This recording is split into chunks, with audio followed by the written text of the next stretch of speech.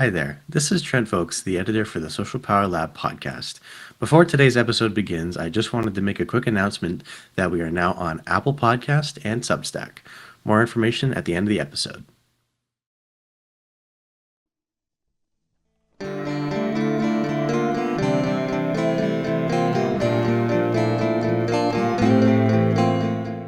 Hello, and welcome to the Social Power Lab podcast, brought to you by Vokes Leadership Group.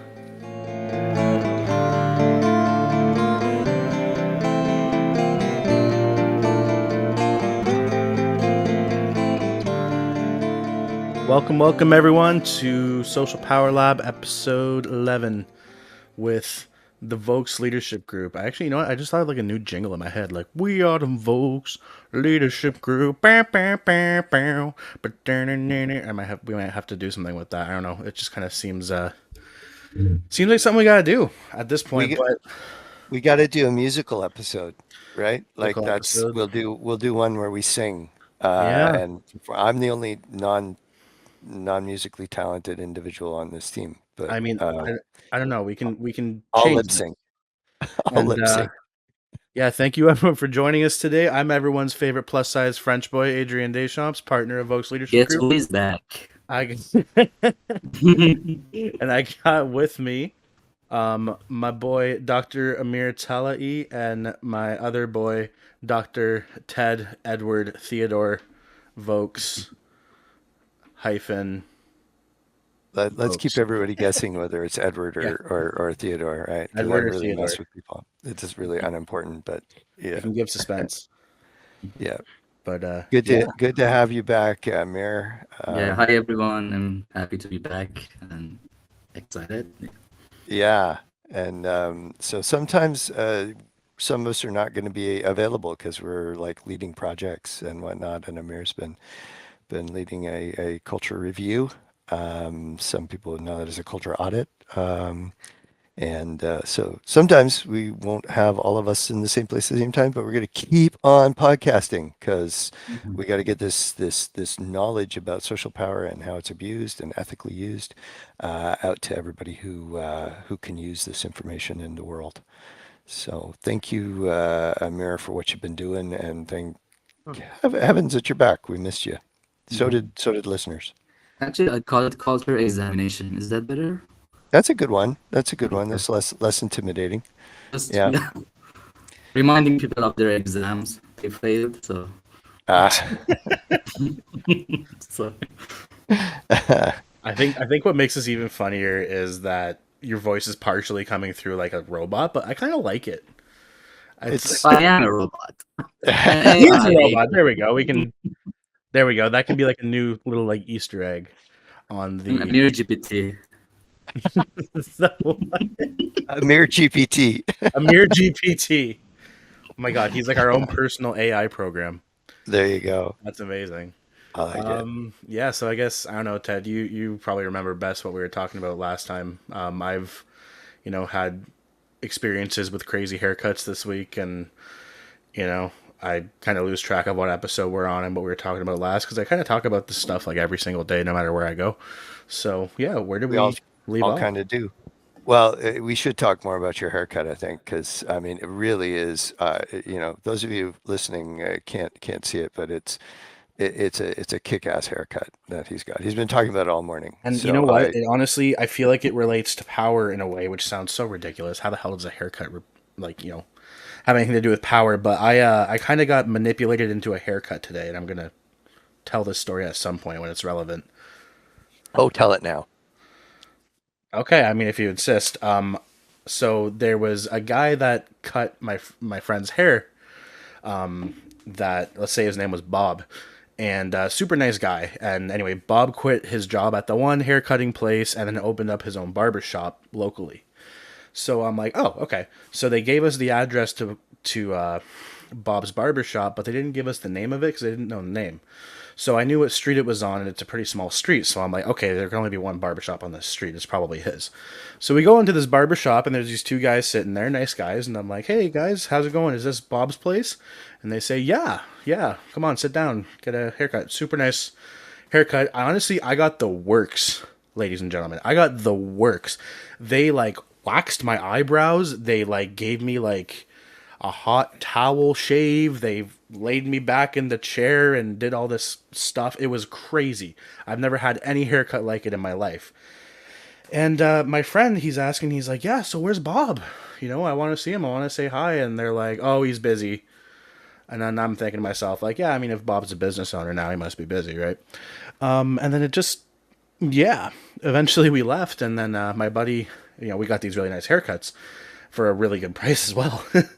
And my buddy looks at the address and Google Maps Bob's shop on the phone. And he's like, Adrian, that wasn't Bob's shop. I'm like, what? What do you mean? And he's like, look at the address on Google Maps. And it was like, we were like a block away from it. And I'm like, what the hell? So we drive to the other barber shop and we walk in and we see Bob. And he's like, hey boys, how's it going? And we're like, Bob, what the hell?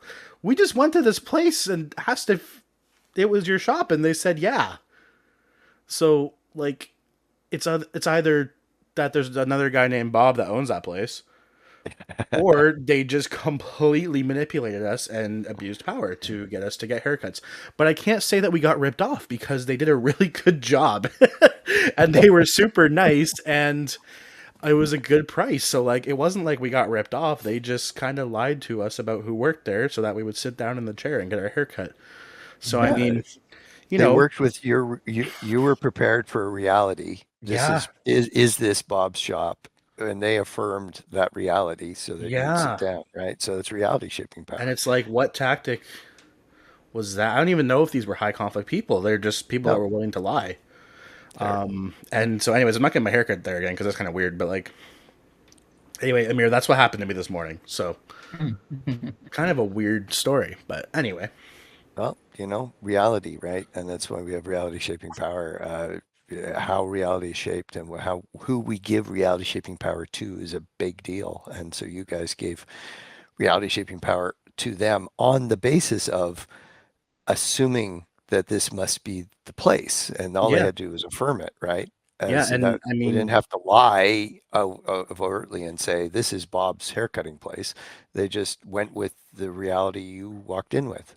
and because Bob has referent power with us, we went Yes. looking for his shop to begin with, right? So it's so weird how that happened. But anyway, it was a very odd.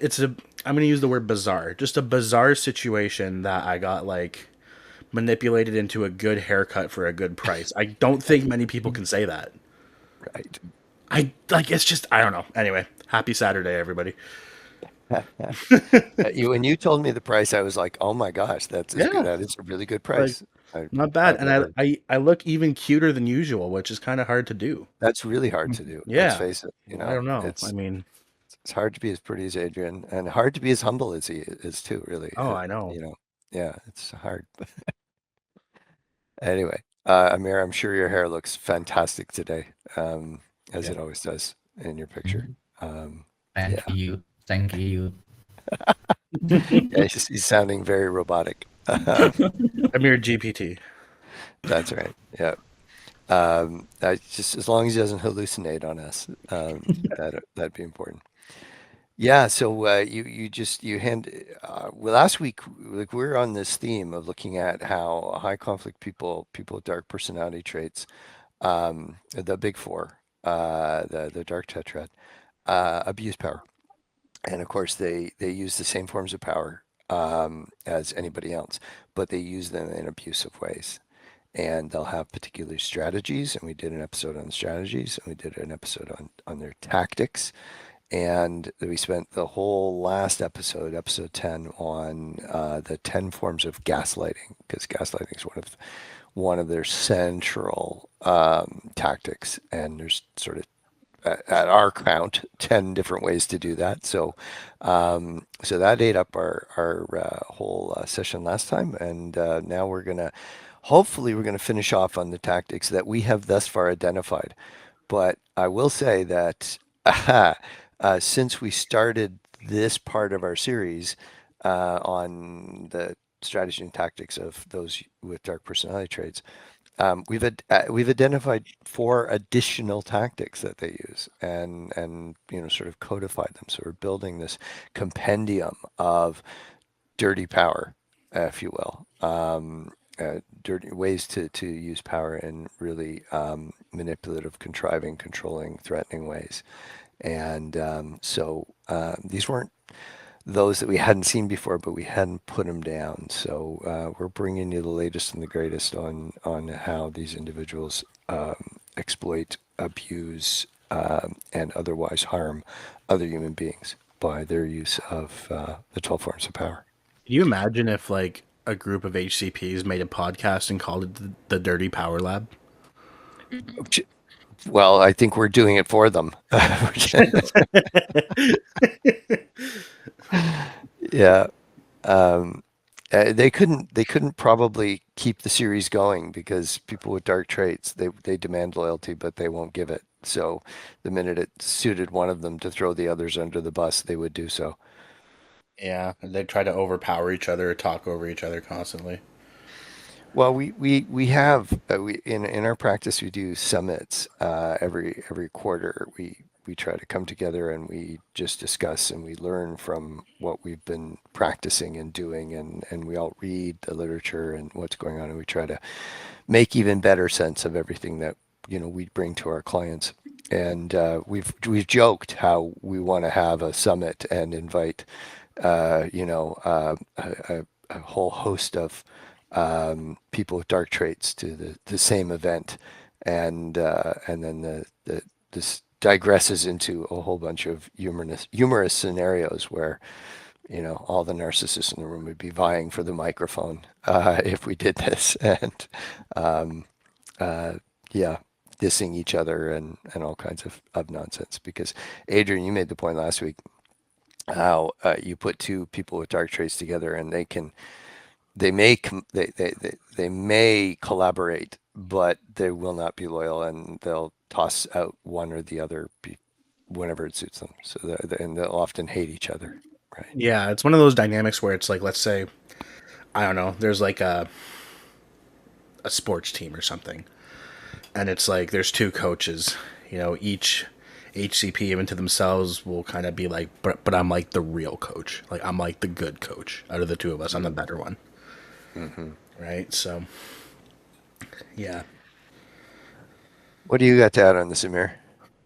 Yeah, I'm thinking it's actually a good experiment to do because uh, narcissists or like HCPs in general, when they have a target, when they see weak people around, that's when they feel most comfortable to be dark. So I wonder if they are in a room with other uh, power seekers, other people who want to bully other people. I think initially they might be more cautious, and probably that's why when we see narcissists first make friends with other narcissists. Like we have had so many examples that an HCP initially tries to be a good friend with another HCP, especially if that other HCP has some power. But over time, they may, I don't know, backstab each other, or so that's a very interesting dynamic to experiment, like how their behaviors are different in relation to other HCPs when we compare it with their behavior towards like normal people. And do you have experience that have you done any culture audits that like most of them are HCPs, and like how do they relate to each other? Yeah, that's a great point. And yes, we have. And Amir was kind to do that lead in because he's been part of those culture reviews where we have. So good setup, Amir. Thank you. We definitely have seen that where uh, the, they don't align, or they form Mm. temporary alliances, and then they discard the other, and that sort of thing, because it's in the paradox of the people with dark traits is that they will demand something that they will never give, and loyalty is one of them, or love. They can't love, but they'll demand love and admiration and whatnot. But then again, that's the whole entitlement perspective as well. The rules don't apply to me, but they apply to all of you idiots. out there. And so, yeah, we've seen where high conflict people are spinning out of control in relation to one another and trying to fractionate other people, over to their cause, get their negative advocates against the other person's negative advocates, the flying monkeys, right? We talked about earlier in the series. So they definitely, we've seen all of that. But wouldn't it be a fascinating experiment to just take 10 grandiose narcissists with other dark traits and put them in a room and just see what happens? No, there's nothing ethical about what we're talking about here, folks. We know that. We're Come not. on, we don't want to shock them. Yeah, Just hanging with each other, hanging out with each other. So we'll electrify the floor like they do in Skinner boxes where they're doing awful experiments on poor rats. They literally would, in days past, they would do that. They would, the rat pushes the wrong bar, the electric current goes through the floor, and the poor rat jumps. And every time they use a tactic, we give them a slice of pizza.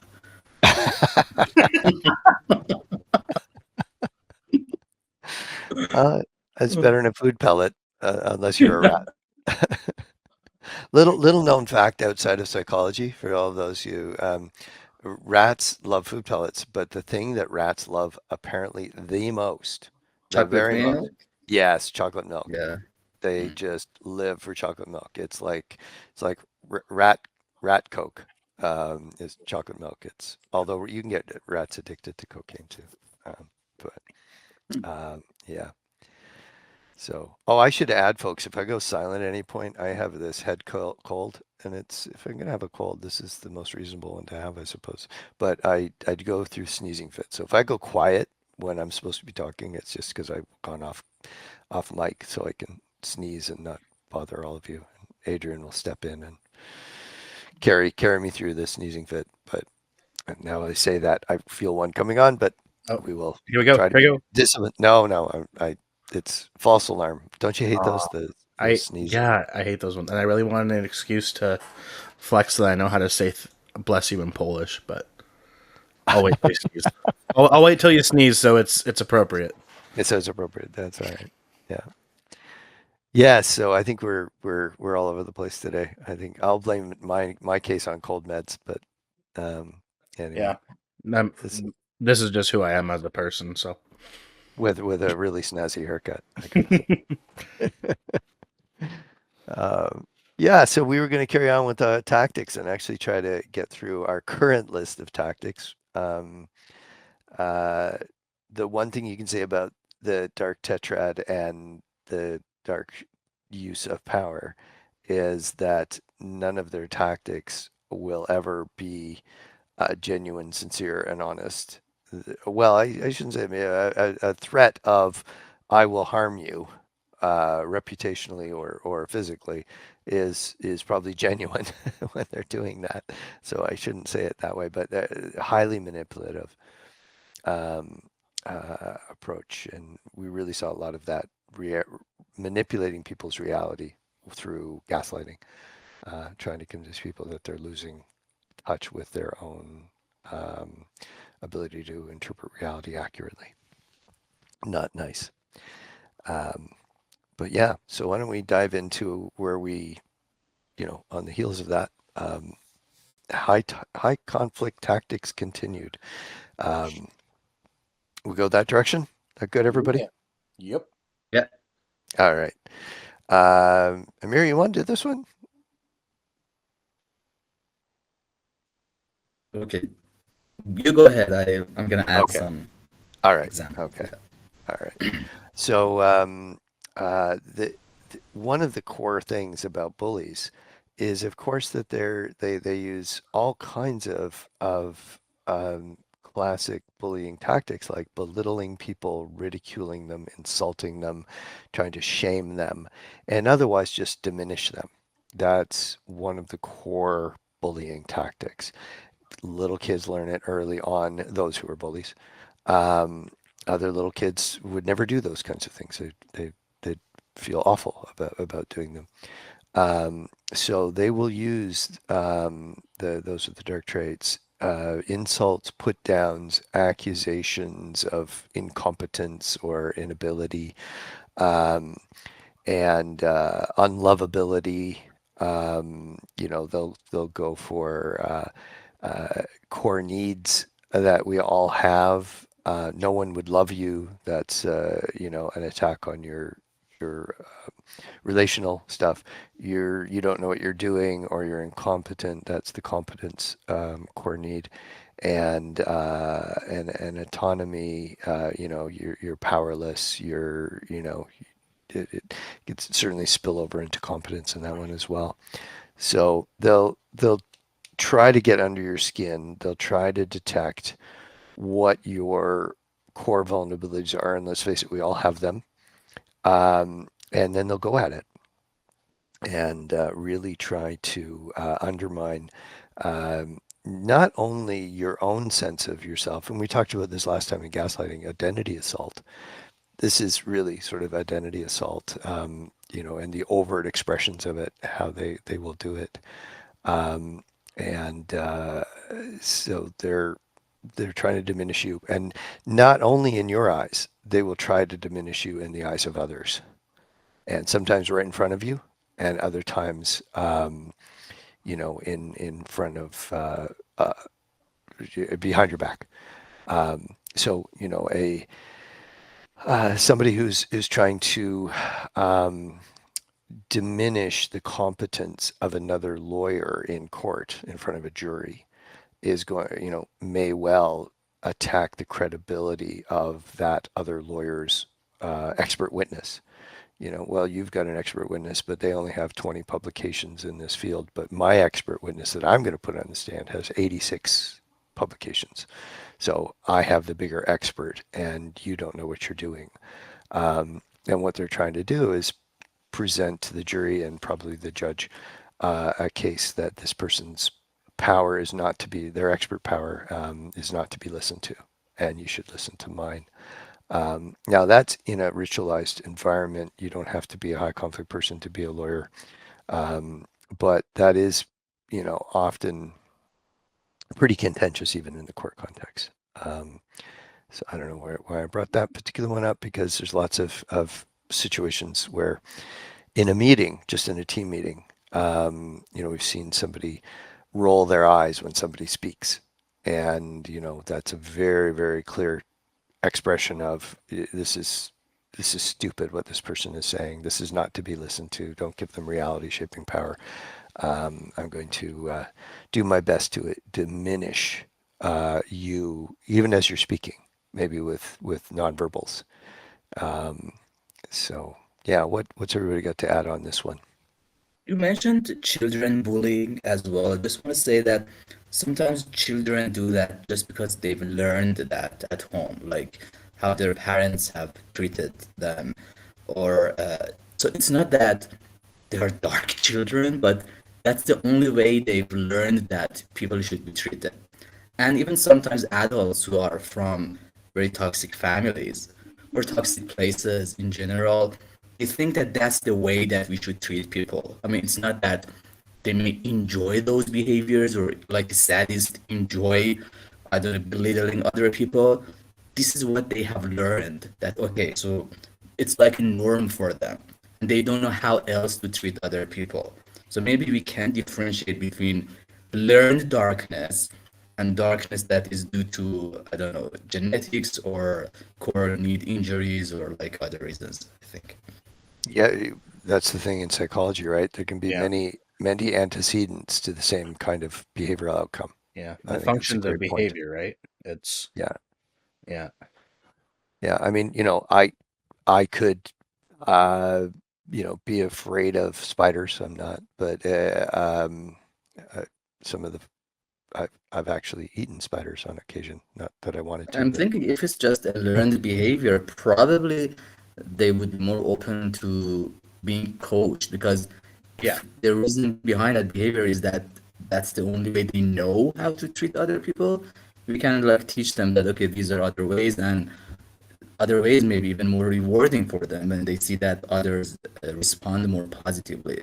It's probably harder to deal with them if the darkness is due to core knee injuries or like traumas or other things, I guess. Yeah, and and some theorists on the dark traits are saying it's not even trauma induced. So there's that whole spectrum of possibilities that give rise to that same behavior, right? Um, I was just sort of saying I could be afraid of spiders for a completely different reason than somebody else is, but the outcome is that two people are afraid of spiders. Um, and yeah, why did I eat a spider? It was in survival training. It was not one of my happy moments, but Hold on, anyway. you were an adult when you ate a spider? Well, kind of, yeah, yeah. It was, but there's other things that we ate to demonstrate that you can survive on, you know, forms of protein that you might not otherwise want to ingest. But I won't go too far down that rabbit hole right now. Two people could be afraid of spiders for two very different reasons. One, there is a natural inclination in the brain for many people to, they think there's an evolutionary reason for it. Same with snakes, but not everybody has it. But somebody else could have developed a fear of spiders because they're actually bitten by one and they had a bad experience, and that was very formative. Um, like being bitten by a dog and then being wary around dogs. It's the brain going, "Hey, be careful! That last time you did this was dangerous." So same outcome. Could it be baked into us from that pure personality standpoint? There's lots of evidence that says that for many people with dark traits, that's the case. Then there could be, as Amir, you've just said, sort of trauma or learning in the background. We've seen individuals where they will have said things that were very, very, very offensive, but they really just had low social intelligence, and Mhm. they didn't um, realize that the joke that they're about to tell about somebody else would be profoundly hurtful. I had to coach somebody who was, very competent at their job, but they would make jokes in the team, and people were constantly offended by them, and they really, wanted to be funny. And in that case, though, the individual really burned too many bridges, and that individual was Also moved on. probably cultural and not necessarily social intelligence, especially in terms of humor. It's very cultural. Like people who are from Hmm. certain parts of the world, they find things humorous that are completely offensive in another culture. Mm. So maybe they Yeah, have a high social intelligence, but really they don't know that in this new culture, this is how people interpret that comment. that's a great point. Yeah. So, I mean, before we keep talking about Second Lieutenant Vokes eating spiders and more, more, more of this, intriguing psychology, we're gonna come back after the break. We will see you very soon. This week's spotlight is on culture reviews and social power analyses. Organizations don't just have a culture, they actively produce one day after day. Here at Voke's Leadership Group, our culture reviews and social power analyses go beyond engagement scores and map just how power, trust, and psychological safety actually functions in your system. The result is a practical roadmap to transform culture, not just rebrand it. Thank you, and back to today's episode. Hey, welcome back, everyone, to the Social Power Lab with Vokes Leadership Group. Here, I am everyone's favorite plus-size French boy. I love saying that; it's just so funny, only to me. Adrian Deschamps, and I got the two doctors, Dr. Ted Vokes and Dr. Amir Rezatalai. And yeah, we're just continuing with these HCP tactics that we're going to dive into more and more, and kind of explaining how behavior can manifest from so many different places, right? And kind of one of the main things that we see with our dark traits and high conflict behavior is, you know, it's used in multiple contexts, but also there's those scenarios where we could see the exact same behavior from somebody, but it comes from a total different place, right? You should have seen my niece the other day. She was yelling at me that she wanted to go to the pumpkin patch. Re- Regardless of the time of year of the season, this little girl wants to go to the pumpkin patch, and we were telling her like, okay, it's almost time for bed, and she had her little shopping cart, play shopping cart with her, and she's like, We go to pumpkin patch. And then, that was her power attempt, was just, she was just like, I'm just going to yell that we're going there. Right. It was just adorable as per usual. But before I get carried away talking about my little loved ones, um, yeah, where are we at now? How about, do you want to do emotional blackmail, Adrian? That's our next tactic here. Do I want to? Sure. Do I want to emotionally blackmail you Well, if you or like, Amir GPT? yeah. Yeah, so emotional blackmail. This is another tactic that we see a lot, socially, and essentially this is manipulation of your emotions to gain compliance, right? Or the person manipulating, you know, the emotions of their victim to gain their compliance. So these are things like demands that are used as threats to induce us to comply with something that the blackmailer wants, right? There's lots of examples like, I'm taking this vacation with or without you, or, how can you say you're loyal to me and still be so friendly with them? Or, fine, just fire me. Make sure that my kids won't be able to eat. Now I see who my true friends are, and clearly it's not you, right? Like these kind of things. And also, it can be just a huge abuse of information power, right? Like, if you, I don't know, like, if they, decide that they have some way to humiliate you or something, or, oh, I've saved your emails about this and I'm gonna, whatever, send them to everyone if you, I don't even know, right? Like, just different ways to kind of blackmail people, right? Yeah. You know, if Ted had, a picture of me wearing a tutu, which he does, and he was gonna give it to the listeners of the Social Power Lab, that wouldn't be emotional blackmail, because then you guys would just get a picture of me in a tutu, which everybody wants to begin with. So Well, let's face it, it's true. Yeah. yeah, I mean, it's a pink tutu over my jeans with my black t-shirt, and I just look, fantastic as usual. But and getting Thank off you. topic again. Oh, I love Saturdays. Emotional blackmail is, yeah, like the intention is to essentially abuse power in the way to gain compliance from somebody, right? And it can be just so malicious and so just ugh, right? And those of us that are not having these dark personality traits, like we see this kinds of thing and we're like, how can you imagine doing that?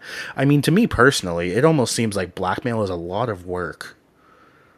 Like, you know what I mean? Like, I'd have to But monitor you and, like, oh yeah, but they've got lots of energy for it. but that's what I mean, right? Yeah. Like, just so many of these behaviors and tactics are just so exhausting, to Hmm. the average person. And there's just a lot. And we've seen before in our different work that we've seen emotional blackmail through, like, manipulating CCing and BCCing in emails, right? So, like, if there was like a conflict in the workplace between whatever X employee and Y supervisor, rather than just solving the conflict between them over email, employee X would decide to BCC half of the organization to try to use some, like, To tact humiliate somebody. to Yeah. humiliate, or to bring other people in, for attention, or whatever. And it's honestly it's one of the more common things that we see, unfortunately. Like, when we do, you know, culture evaluations and stuff like that, like, sometimes we're given archival data, just to kind of give us, something to work with to get a bit of a history of the organization and the conflict before we do our interviewing and things like that. And usually we're given, like, email threads, or, grievances, and just, like, documentation, stuff like that. But a lot of the time, like, there is, like, some email threads where you see this kind of thing, this kind of emotional blackmail through CCing and BCCing and email conversations. And yeah, it just causes further escalation. It widens the issue. It just gets other people wrapped up in it. And again, it can be a way to kind of, you know, engage flying monkeys. It can be ways to try to, you know, Well, create. Impact reputation-oriented power, Yeah, right? right. Reduce your Yep. reputation, and uh, yeah, it's its own tactic. Email manipulations and can be, as Adrian says, that's why we sort of follow it on the heels of the emotional blackmail dynamic, and like reputation. We all have one, and we talked about it at the outset. Reputation-oriented power is, your reputation can work ahead of you, can be formulated and transformed through people's experience of you. But really, what it's about is how do I expect you to use your power in relation to me? And what's that reputation? Are you aggressive with your power? Is this going to be a bad experience, or is this going to be a positive experience because you're really helpful to other people? You use your expert power to help me out, that sort of thing. So reputation, good, bad, and indifferent, is right across the board. But sometimes they'll use email manipulations to try to damage your reputation in the eyes of others. So it would be one thing to say in an email to somebody else that, basically you're incompetent. It's another thing to say, you're incompetent, and by the way, I've CC'd, your boss and 18 other people on this, Yeah. so that I reveal that you're incompetence. And of course, they're not encumbered by truth. So what is put into that email may have no semblance, or it's a manipulation of events that happen. So we see things. We got a couple of quotes here. From people who've been confronted with this. Why did you CC my boss on this communication you sent? And well, if I could count on you to do your job and get things to me on time, I wouldn't have to CC your boss, right? So there'll be that justification. And that's one of those, goes back to the acts of cruelty. Well, you brought it on yourself. Or, a more passive aggressive version. I thought it would be helpful if your boss knew you were struggling with this assignment. I was only trying to be supportive of your success. That's why I CC'd your boss on this. And then BCCing again. You don't even know that other people have been shared this information. Has been shared with them. So email, we will find out when we come to solutions or ways of containing these people, can be at your asset, but they will be very happy to use email as a weapon. So, Mm, Amir, do yeah. you want to chime in on anything there? Uh, yeah, just one thing that if someone is going to or is emotionally blackmailing you, make sure you don't react emotionally. I mean, the worst thing you can do is that when they say, for example, "Oh, now I know you're not my true friend," or "I thought you were a friend," you shouldn't say, "Oh no, please trust me, I am your friend." Why would you say that? Because the moment they see that you are basically taking that seriously, they understand that these tactics work on you, and they will continue using more and more of these tactics on you. So again, we need to recognize these tactics and make sure not to start playing the game that they want to play with you. So Don't feed into it. Yeah. Yeah. yeah. It's like we were saying too about sadists who troll online, right? If you actually respond to somebody who's trolled one of your posts, they because they're sadistic, it's like, haha, I win. That's all I needed. I needed to see that I got under your skin. I caused you distress. Mhm. And so if you just fly by it, say nothing, they're going to be more inclined to move on to another target. They might try and up it for a while and really try to get under your skin, because that'll be really fun if they can finally get that, you know, um, that that response out of you to show me that I caused you distress. Lovely characters. Hmm. And what's our next tactic that we're looking at? Yeah, Ooh, triangulation, right? love triangles, but not these ones. Not these. No, no. This is divide and conquer. And so, and again, all of these tactics are used in every single level of analysis. You'll see it in the classroom with little kids, and you'll see it at at the international level. But the idea here in triangulation is that you want to control the narrative between other people. And so the classic example would be I go to Amir and I say, hey, Amir, you and I are really tight and all, and I wouldn't say this if I didn't care about you, but you should hear what Adrian says about you when, about your haircut when you're not here. And, and then Amir is offended and, if he's given me reality shaping power and I'm trying to do it sincerely and whatnot, when I'm faking it, of course. And then I go to Adrian and I say, Adrian, I wouldn't say anything, but because you and I are tight, man, I'm on your six. You should hear what Adrian or Amir is saying about your haircut. And, I'm obviously picking a trivial example, but they often are trivial. We've seen teams blow up because somebody criticized the dish that somebody brought to a team potluck. We people can be very sensitive about these things. But so if I can get the two of you spinning against each other, and this can be to gain power by breaking the two of you apart, or it could simply be because I'm sadistic and I like to see, that I have caused pain in the two people who are now having a fight over something that I manufactured entirely. I just made up. So this would be triangulation. Eh? Mm.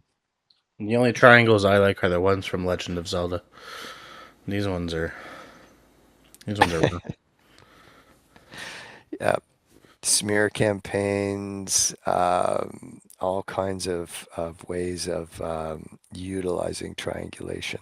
Um, and, you know, and that would be a high Mac example too, somebody who's Yeah. calculated this out, right? So you see how the dark traits feed into each other and that kind of thing. Amir, do you have anything on triangulation you want to I'd say share? that this one needs some intelligence. I mean, Yeah. those dark people who are a little smarter can do this because it needs some preparation, some planning, some like considering different elements and like that sort of thing. So probably the smarter ones enjoy this one tactic. Yes. Yeah. Yeah. And this happens in families too, where a parent controls the narrative between the other members of the family, including kids with the other parent in some cases. They they really become, the one that shares with others what the others are thinking, saying, or doing, right? So that's, keep it indirect, and of course, then they can distort reality and use reality shaping power to upset and undermine upset people and undermine their power. So Yeah, it's a good point about like intelligence because that's what you see too, right? Like you can see just the way that power is engaged and the way that, these behaviors are displayed, how, intelligence can even just play a role in like, does it come out more just like an emotional burst that's reckless and childish, or does it come out like a, like a well-crafted kind of plan, right? hmm It's yeah, scary both ways. yep, yeah, absolutely. Okay, so we got next tactic, and oh boy, we've seen this a lot. Um, what we'll often hear here, I'll lead in with a minor story. Oh, but this person, and it's somebody who's been identified as perhaps problematic, and this is kind of a cover. Oh, well, you know what? But when push comes to shove, they'd give you the shirt off their back, right? And so where am I going with this? Ingratiation.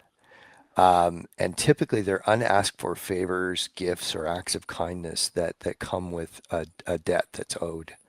But you never asked for it, and it's no, no, I'm just doing this for you because I think you're so wonderful and everything.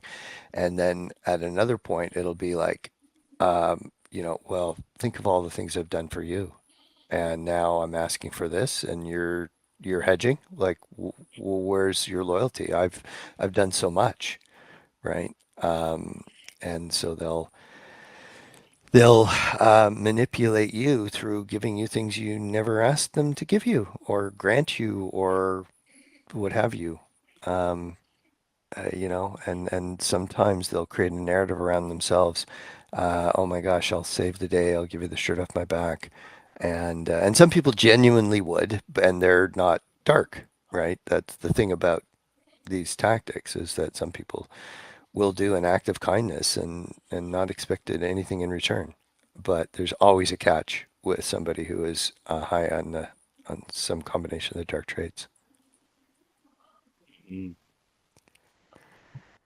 And Mm. it's like a lot of these tactics are based on modeling behavior that the folks with dark traits know is good, right? Hmm. Like, it's like I'm going to model the behavior of a genuine person. Yeah. It's just, The philanthropic narcissists, who wrap yeah, themselves in the flag. I do it all for the community. I do it all for the company. I do it all for the children. Just choose some martyr kind of cause, and they'll hide behind it. hmm Yeah, And those people who find it difficult to say no probably are the best targets for this tactic because they find it oh yeah, really hard to say, "Oh no, I don't want your favor." right. As Ted said, sometimes people are just kind, and we really need to be cautious not to just, I don't know, lump everyone together and think that they are dark or they want something in return. So that needs some, like, uh, It's always yeah, patterns, like you're saying, Amir. It's always the pattern, yeah. right? Not the one off. Yeah. So that's one we see frequently. Um, and interesting sidebar to this one. Sometimes people who have been called out on their high conflict behavior in a family, in a work team, anywhere that they might be called out on it, uh, they will come into line for a while, and then they'll behave appropriately. And remember, we keep pointing out from the strategies, the kiss up, kick down dynamic, that people do who are misusing power this way or abusing power this way. They know what they're doing.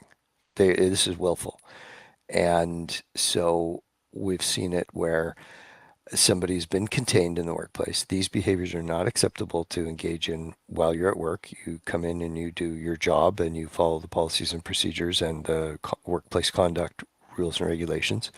Do these things and you're fine, right? And you know, the high conflict person or the person with dark traits, they will not see that as okay because they want to be able to do their their nasty tactics because it's gratifying for them, and now they're not getting that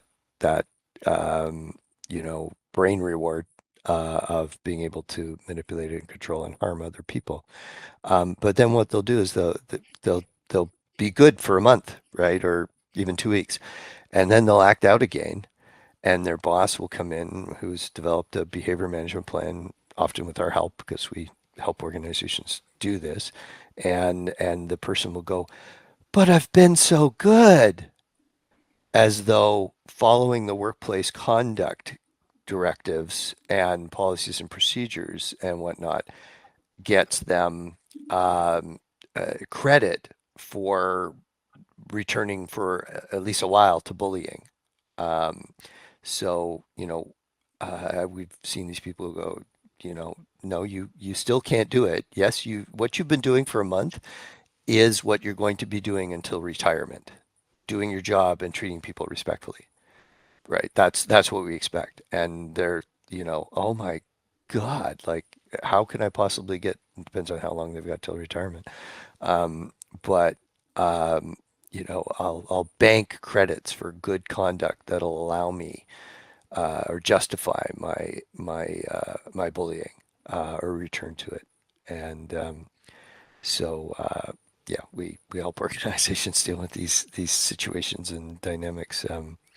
Uh, Amir, do you want to chime in on that one?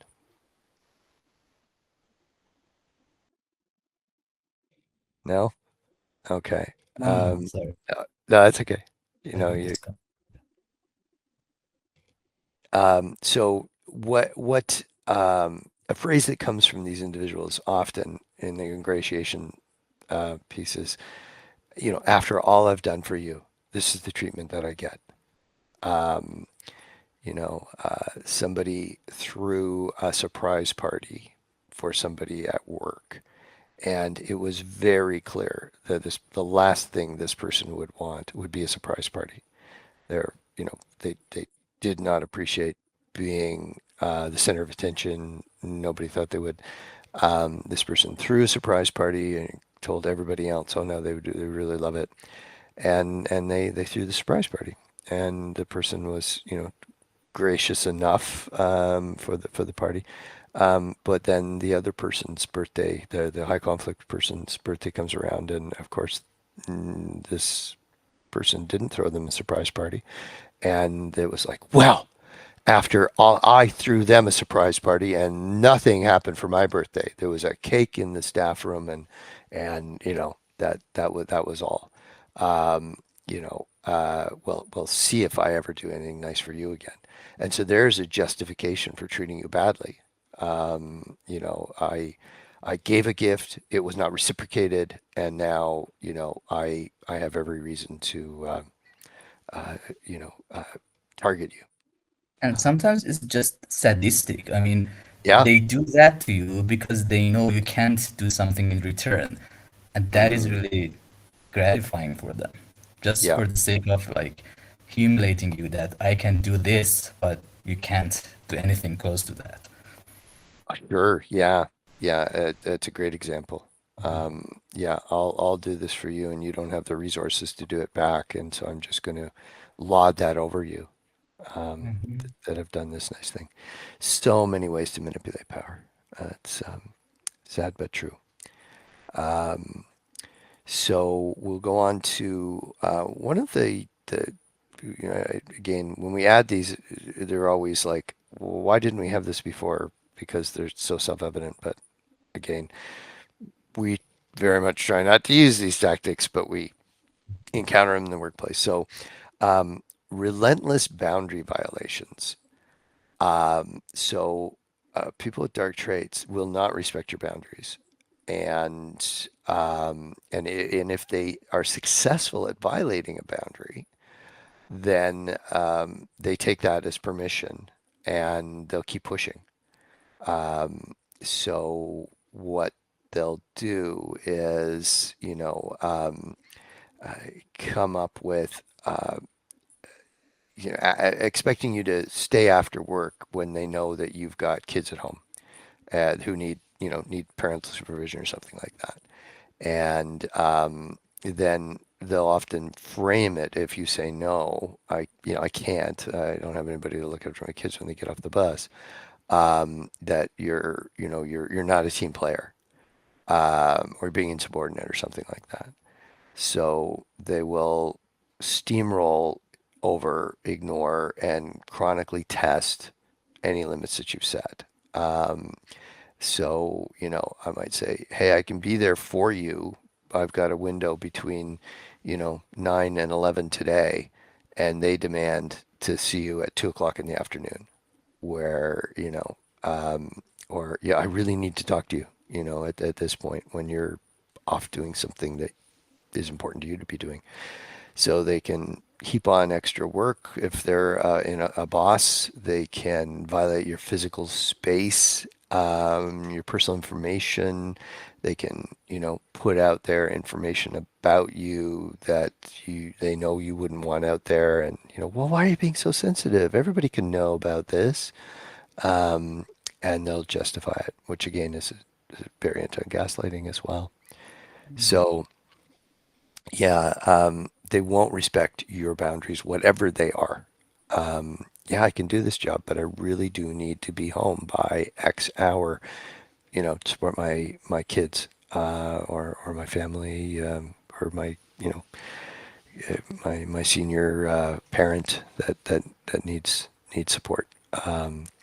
So yeah, they're more than happy to violate boundaries. But if you violate their boundary, oh my goodness, you've got to be punished for that, because there's that double standard, right?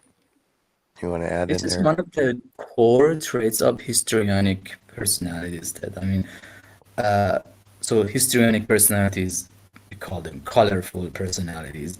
Yeah. but they treat people as if they are very close to them. For example, they may treat people on the street as if they are their close friends. And I was once with one of these colorful personalities, and she would start talking with people on the street, and every time I would ask her, "So, did you know her or him?" She said, "No, no, they just met." And it's beyond just being extroverted or friendly. It's exactly Yes. like not understanding boundaries. And so that's one of the, actually, I think it's mentioned in DSM as well as one of the like items that determine if someone has that personality problem or not. But Mm. obviously, narcissists could have this problem as well, and it's a gesture of power for them that I don't care, I don't have limitations, I can do whatever I want. Mhm. Yep. Yeah. Yeah. Lots of stories. So we won't go because um, let's see now. We got relentless boundary violations. We've got another one here: surveillance and documentation of their targets or their potential targets. Because sometimes if they're very calculating, they're high MAC and mix that in with narcissism and sadism and maybe psychopathy. Um, they will watch people and take notes or gather information about them that they can use at another time or immediately, you know. So they will try to get other people in trouble. They will, you know, some of them will put a lot of work in at work to monitoring people that they have no business monitoring. It's it'll be excessive to everybody sort of needs to see what other people are doing to a degree. I shouldn't be sticking my nose into somebody else's report unless we're co-authoring that report. But these folks will look for, oh, they came in 10 minutes early, or sorry, 10 minutes late 3 times this week, and I'm going to write that down, and I may use that later, or I may to bring that up with my boss, or if my boss calls me out on being late, then I can say, well, Adrian was late 3 times last week, and it was on this time and this time. So these individuals may do a lot of documentation. Not all of them will, but a lot of them will. They will gather evidence as though they're investigating, criminal activity or something like that, and then use it against others. So there's surveillance and documentation. And This one is if also very common in paranoid personalities. It's interesting that each of these tactics are uh, common in like one kind of personality disorder. So this one is very much related to paranoid or suspicious personalities, those people who always think and believe that you are doing the same thing, like behind their back. You are also gathering information, and one day you are using them against them. So they do that, so they have that edge over you basically in terms of information. So, yeah, yeah, and right, another example of different motives behind same behavior, because we've seen individuals who are just high conflict who record everything, and they know no one else is recording it, and then they're like, I can walk in with all of this data that I can put in front of you and say, look how good I am and how bad these people are, or what have you. But yeah, if you are inclined towards paranoid perceptions of reality, then excuse me, there's my cold coming in. Then yeah, they can engage in a lot of that documentation, assuming that everybody else would be doing the same thing. So, yeah, it's a source of power, like it's information, right? Information hmm, power. yeah, And if that's they right. are not able or they haven't been able to gather some form of power for themselves, this is a very safe way to feel powerful. I mean, they can gather Hmm. information, they can feel, I know this much. And usually people who are powerless elsewhere in their life, they love this tactic because it's just easy to like use it to feel powerful. And people who gossip, basically Yep. for the same reason gossip. They need power, and just gathering and hoarding information is the best probably a convenient way to gather power for themselves. It is, right. When I have no other form of power, I love that point, Amir. Then I can get information. So yeah. How's our time there, Adrian? Do we have time for more, or are we gonna have to? We got 1 minute to the hour point. So Oh, okay. We might get through these today. We could cap them off because we've only got a few more left. Um, so let's power through, and then in our next episode, we'll talk about the things you can do to protect yourself from these tactics and the people that will deploy them. That would be a nice juncture, eh? Makes sense, everybody? yeah, what we got cooking next? Well, we got flagrant self-promotion and credit theft. It's just two variants on the same theme. It will be I'm trying to deliberately curate my reputation-oriented power by taking credit for things that I had nothing to do with, um, or minimizing other people's contribution in a group project or something like that. And so they will, ta-da, here I am. I've done this incredible thing. Um, and there's various ways to do this. It, just flagrantly say that was my idea when it was indeed somebody else's, and they steal it. And but it can also be name dropping to suggest I'm close to these other powerful people, so you should look at me differently. So it's trying to shape my reputation again because, well, oh well, I know Bob. Bob who? And then they say that Bob, the famous hair cutter. Yeah, circling back. Circling back to uh, the beginning. and if you're in the right circle where somebody is really an incredible hairstylist and people regard them as being excellent, and you're in that circle of that world, then that can be name dropping. I know this incredible, competent expert, and it could be I'm close to politicians, I'm close to people in the higher up chains of the organization. I have lunch, with a VP all the time, when you're like a manager or something like that. So name dropping, and then they will, if they're not stealing credit, they will also be presenting themselves as rather incredible. They will have the perfect Facebook page, and it'll be so curated that you look at it and you think there could be nothing that is remotely wrong in this person's life. Not that you have to on Facebook go in there and share all your tragedies or the mess in your living room or something like that either. But most people do try to put a positive face on their Facebook profiles. Just like when you're having company over, you tend to vacuum the rug before they come. Oh, we're having everybody over, let's clean the house. Um, and everybody knows that, okay, on any other weekend, maybe it's this clean, but maybe it's not. So they will want to put a really shiny picture on whatever they're presenting out there. And I was actually a plus one at a wedding many, many years ago. And it was, so I didn't know the people getting married. And in the course of this day long event, because it really was like they get married at a certain time, there's event, and then the party that night.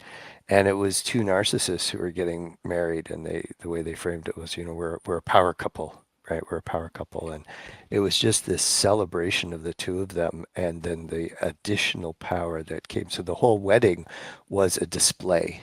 It was a display of their power, of their reputation. Everybody had to talk about how this, and they were like in their mid 20s, but how this power couple was going to be the next, I don't know what CEO, CFO, power combination of some corporation. I've never heard of them since. Maybe I don't have traveled in those particular circles. But had I not been an applied social psychologist watching this, it would have been one of the most painful experiences of my life. It was. but it was also intriguing, and I really wanted to take notes.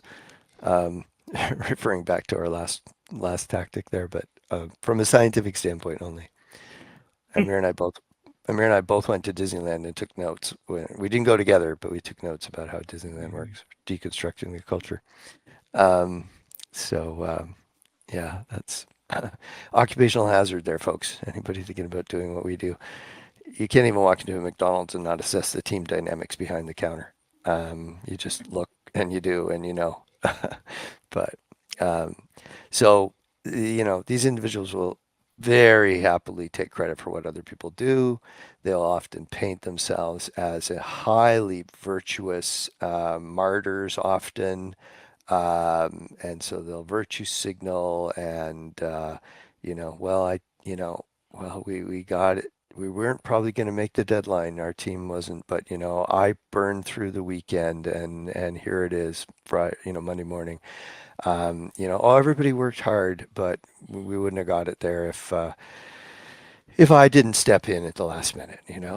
And it can be absolutely sickening to watch when they're doing this because it can be so flagrant. And sometimes they're more calculating and they'll do it more subtly. Well, boss, you know, uh, I know Adrian's name is on this report, along with mine, but really I did the whole thing, and Adrian won't even know, right? That I've just taken credit for what he did.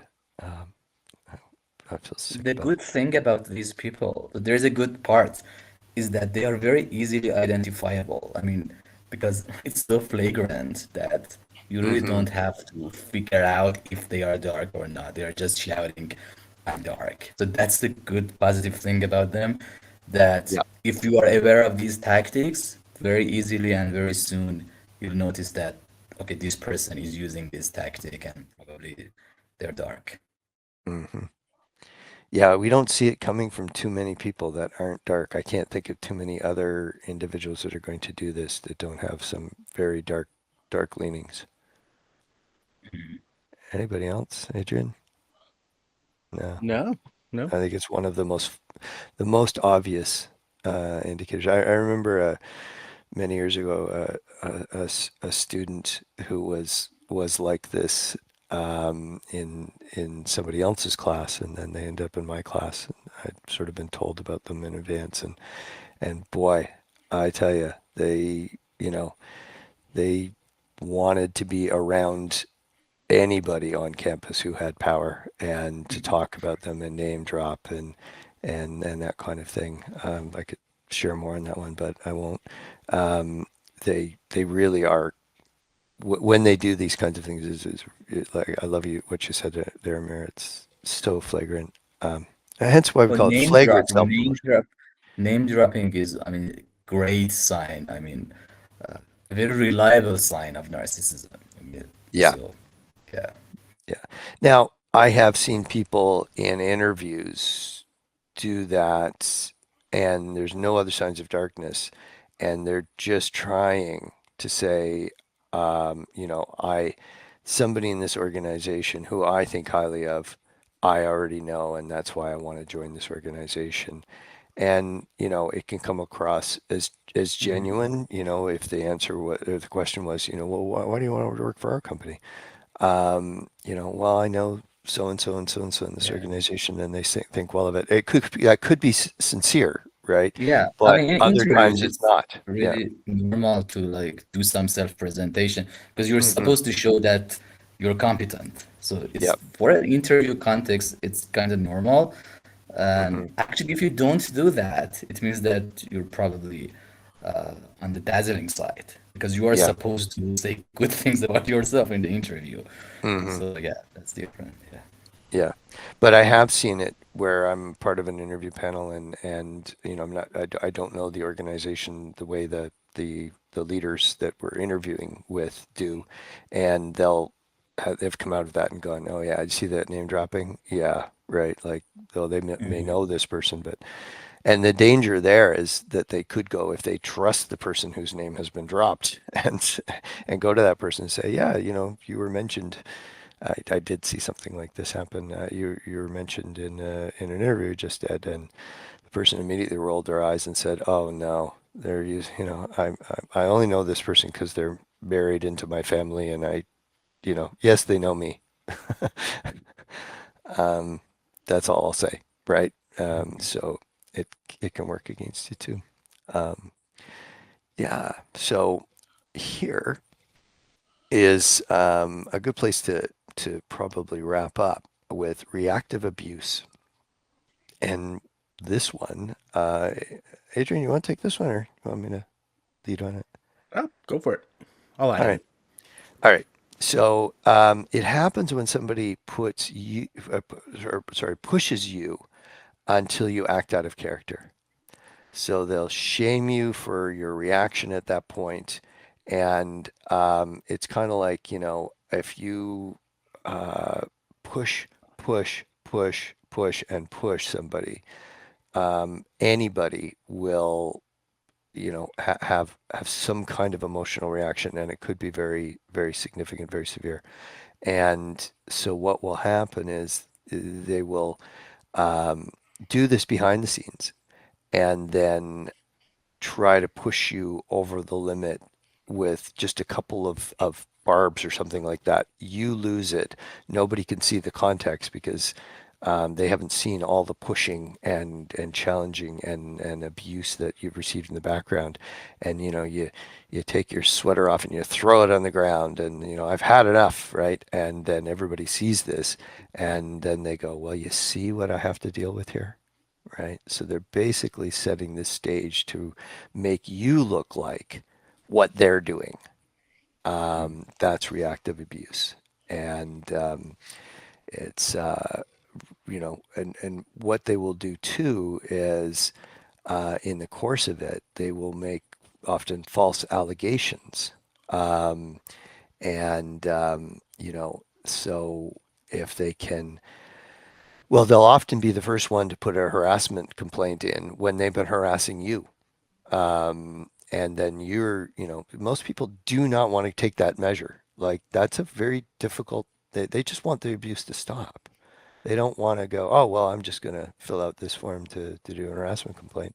Um, they'd rather not. They just don't want to be harassed or abused in the workplace. And so this is setting the stage for you to lose your cool and them to be able to point, and they'll often behave very coolly in this point. "Well, you see what I have to deal with, don't you?" And they could do it in a counseling scenario, couples counseling. They could do it in a workplace where, the the person, makes a complaint against the other who they're actually harassing. And so it's not uncommon for dark personalities to use the system, whatever system there is in place, court system, harassment complaint system, grievance system, what have you, to as a bullying tactic. And we talked about that early on when we're talking about super flying monkeys and trying to manipulate power systems, the courts, the police, the social workers through children's aid, what have you, to cast their target as the bad one, right?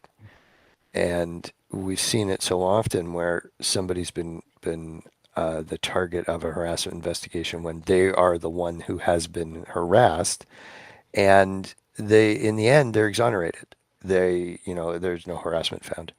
But here's the thing: if you're a not dark individual and you are accused of harassment, that is an identity assault. That shakes you to your core. The fact that I have to be investigated for this is absolutely devastating. So even if there are no findings against you that you did not harass, these individuals come out of that experience, and often the harassment complaints take a long time to investigate and unfold. So you're living with, for 6 weeks, 2 months under this shade or this cloud of I've been accused of something. So being wrongfully accused, and even if you're vindicated, still affects people very profoundly, and not in a good way. Well, what hey, you're found that you didn't harass. What are you worried about? Well, those that we have seen who have been falsely accused are really devastated by that experience, and we've seen leaders who just shut down after that. Like I'm afraid of, I can't go through that again, right? I didn't get into leadership for this, and so this is how these individuals can win even if they lose. They don't win the harassment complaint, but they put the person through a harassment investigation. It's brutal, brutal. Yeah. And Yeah, interestingly, actually, people with borderline personality, or what we call them as excitable personalities, are good targets for this kind of tactic. Not that they do that, but because people know that these people are very like unstable and they lose volatile. their cool. If they know that about you, they will push you to the point that you lose your cool and you Yeah. aggress, and then they have something against you to Like do. if the person with dark traits knows they can trigger you, right? Hmm. To have an emotional reaction, like yeah, you become the perfect target, unfortunately. Yeah. So you could be dark, or like you could have a personality like disorder or be excitable, which is usually considered the bad guy, but you could also be the target for other like bad guys. Hmm. Yeah. Yeah. There's no need for people all in the dark trait dimensions to treat others with dark traits in any kind of privileged or kind way, right? It's not like, in fact, as we started out this session, they often throw each other under the bus. So, Mhm. yeah. So there are other tactics, and as we've identified a couple more, I'll toss them out. Just the whole idea of using things like flagrant insubordination. Um, you know, well, I don't think you have the authority to direct me in this when you're talking directly to your boss, and that can be so what's so confounding to your own sense. Of course, this is something I can tell you to do. I'm your boss. You know, this I have a legitimate power to direct you. It's a legitimate part of your job. I'm directing you to do this, and sometimes they will even for whatever reason they want to push back on your power. They will just be insubordinate and until you contain them and go through a whole process of demonstrating that this is your power. And sometimes they'll manipulate rules and regulations or a collective agreement in this regard, and um, those are things that individuals can do just to push back against your power, try to diminish it. I think, Adrian, maybe we should talk about the ways that the 12 forms of power can be leveraged. There's 4 ways, and we can do that next time as our lead in, and then get into what can you do about these things that these people do to Mm, us, right? Because yeah, we will do that next episode. for sure. And speaking of next episode, we are at time, and this recording gizmo is gonna log us off whether we like it or not. So, yeah, this is Vogue's Leadership Group, and thank you for joining us on the Social Power Lab. We will see you all next time. See you Take all. care, all. Bye. Bye bye.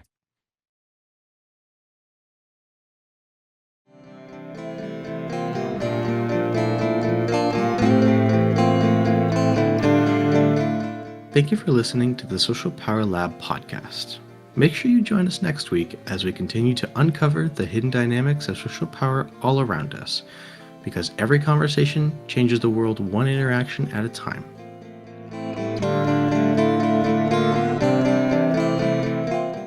You can listen to the Social Power Lab podcast on YouTube under Social Power Lab _VLG, on Spotify under Social Power Lab, on Substack under Social Power Lab, and on Apple Podcast under Social Power Lab. Thank you and have a wonderful day.